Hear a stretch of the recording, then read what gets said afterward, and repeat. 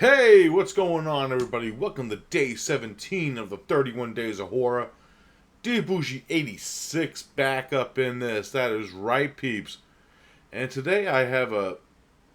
It's a film. It's a movie from 1982. I heard of this movie for years. I never got a chance to see it until the good peeps of Arrow Video actually decided to put this bad Larry out on Blu-ray Izzle. And this is Blood Tide. Yeah, Blood Tide, produced by Nico Mastorakis, uh, infamous filmmaker. You probably know like a few of his movies off the top of my head is like Island of Death, which was a video nasty. He also directed like The Wind, Nightmare at Noon, The Zero Boys. Uh, like an exploitation filmmaker at heart, and uh, he produced a few movies too. And this is very interesting. This is not directed by him, but it does feel like one of his movies when watching it. It's actually directed by a director known as Richard Jeffries, who actually wrote one of my first horror movies I ever seen, which was Scarecrows, which I might be talking about in a future video. I'm not going to be actually doing a review of it on. I think I actually did maybe like a actual review of it earlier on Scarecrows, like maybe like on my first 31 Days of Horror or my second. But that was so long ago, so I don't even remember how that video looked, you know. So don't look that up. Leave that video alone because I'm going to be doing another video on another series of that movie very soon. But Blood Tide, yeah, has an interesting cast. It has the two big named actors that are in this movie are like James Earl Jones and Jose Ferrer, but we also have like a young Martin Cove. This is like pre Karate Kid. Martin Cove, uh, no surrender, you know. But pretty much the main gist of the plot of this movie is Martin Cove's character. He and his girlfriend, who's actually the chick from Animal House, which is weird. I forget the actress's name, but she was the chick in Animal House that was standing naked in her room while John Belushi was peeping out the window. He ends up marrying her weirdly. Yeah, but they end up going to like this mysterious Greek island and trying to find Martin Cove's sister. Once they get there, it's a very weird because like right off the bat when they get to this island, I was getting like who can kill a child vibes because the first like existence of life on this island that we see are kids. I'm like, oh no, what the fuck is going on? And yeah, and then we meet the mayor of this village, which is played by Jose Ferrer, who's like, we don't like your kind here and stuff like, the typical like outsiders in a different world type situation where uh, they're not very persistent. But then Martin Cove ends up finding his sister, who's shacking up with James Earl Jones and James Earl Jones's girlfriend. Yeah, Barbara. But yeah, he James Earl Jones actually plays a treasure hunter, and there's like the subplot, which plays into the main scheme of the thing where he's looking for buried treasure, and he finds like this empty cavern, and he puts dynamite around and blows it up.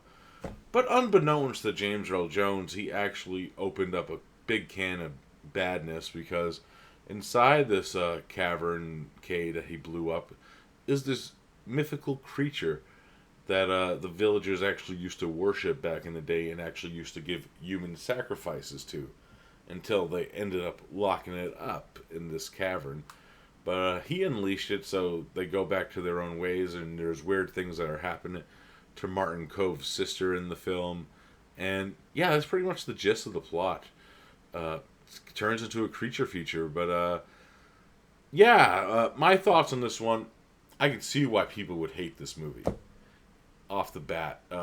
It's a very slow burn film in the sense where you don't even get to see the monster really till nearly the end of the movie, and you only get to see shots of it. It's not like a full scale shot of it. It's just a quick scam shot. Like there's a scene later in the movie where James Earl Jones is trying to save this young girl, and the girl's mother is in the water too with her, and the creature grabs her and pulls her under, and you see a close up of the creature with some sort of fleshy thing and it's Mal Chu, and supposedly supposed to be this chick's mom. But yeah, you don't really get to see the creature too much, which if you're like a heavy dose of creature feature fans, I could see why that would be a problem with this movie. But I actually dug this for what it was. It kind of had like a Lovecraftian feel with the setting and tone of what was going on within it, like this ancient like creature that people used to worship and shit. I kind of like the aspect of that. It kind of had like a Shadow of Innsmouth kind of vibe to this film, which I kind of dug. This is kind of like Nico Mastorakis' version of, and Richard Jeffries, I may add, because he was the co-writer of this also, version of Innsmouth, and it is kind of cool in that sense. And I thought all the acting was kind of great in this movie. Like James Earl Jones, uh, he just looks bewildered and fucking crazy the whole movie. He turned into like fucking Quint halfway through. I dug this movie for what it was. Is it like mind blowing? No, but I actually was into the story and into the. As long as you're into like the story of this, if like in the first like 20 minutes, if this is not your bag, then I'd probably say stay away from this. But overall, I was just engaged with it because I like James Earl Jones and I like what was going on, and I like the Greek island setting.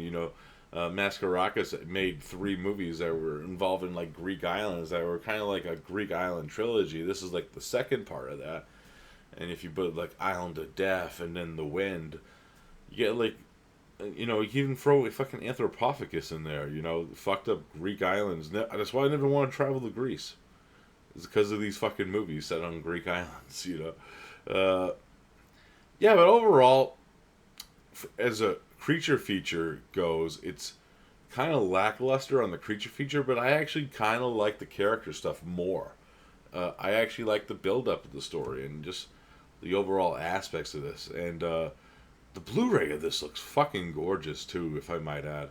Uh, it it was just visually stunning. The colors were popping and everything was great about it to me, anyways. I know, but it's whatever. I know people have their own preferences.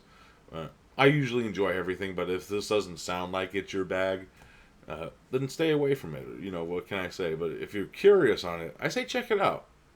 You know, but overall, I dug it. I dug it for what it was, Blood Tide. Alright, guys, that's it for day 17. I hope you enjoyed it. I'll be back tomorrow with another one for you guys, and it's a classic. So that's a little spoiler, hint, hint. But I'll see you soon. Peace.